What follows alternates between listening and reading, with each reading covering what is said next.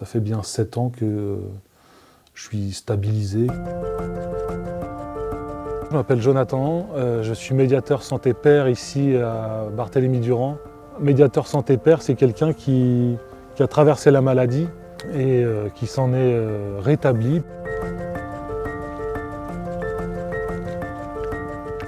Pour expliquer le trouble bipolaire, voilà, je présente comment moi je l'ai vécu.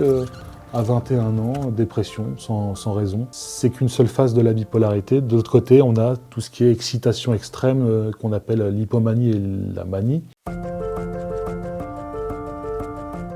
En général, quand on apprend qu'on est bipolaire, on est en dépression.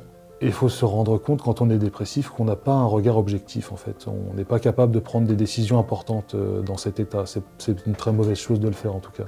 Donc moi j'ai décidé directement de me remettre à mes proches, à leur demander directement dès que j'avais une décision à prendre, jusqu'à ce que, voilà, que je reprenne confiance en moi et que je sache exactement ce qu'il faut faire. Quand on souffre trop, on se replie sur soi.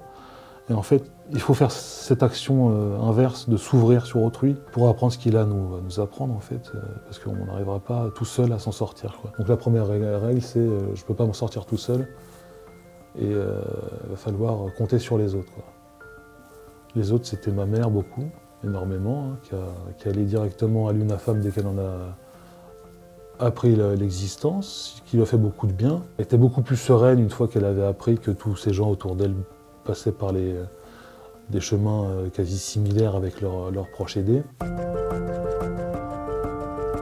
C'est tout un monde d'entraide, voilà, mon enfant en est là aujourd'hui, mon conjoint en est là. C'est pas parce qu'on est bipolaire qu'on est foutu, non. On peut tout à fait s'en sortir, être heureux. Il faut effectivement pour ça avoir un traitement. Il faut être accompagné par un professionnel, au moins un. Il faut se regarder constamment, au moins quotidiennement, se dire est-ce que c'était normal aujourd'hui la façon dont j'ai fait les choses. Si la réponse est non, c'est qu'on doit rectifier quelque chose. Ce que je pensais impossible, tout revient. Mon humour, ma personnalité, ma capacité à discuter, à dialoguer tout simplement. À un moment donné, j'étais plus capable de parler, moi, tellement j'allais mal. Un simple dialogue me prenait des efforts de concentration considérables. Les proches, il faut qu'ils le gardent cet espoir parce qu'ils ne sont pas atteints par cette maladie qui nous l'enlève. Il faut qu'ils le nourrissent en fait, il faut qu'ils restent à nos côtés. Voilà. Moi, ce que je vois quand je fais mes tables rondes à l'UNAFAM, chez les familles qui viennent me voir, c'est pas du désespoir en fait, c'est du chagrin et de l'épuisement.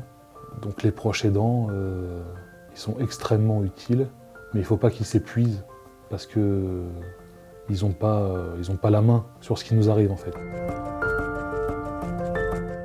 Il y a un plafond qui nous empêche de voir au-dessus en fait. C'est ce qu'il faut se dire à tout moment. Je ne suis pas en capacité de concevoir le fait que je peux être plus heureux demain. J'en suis pas capable. Et quand effectivement demain arrive, on se dit, j'aurais jamais cru.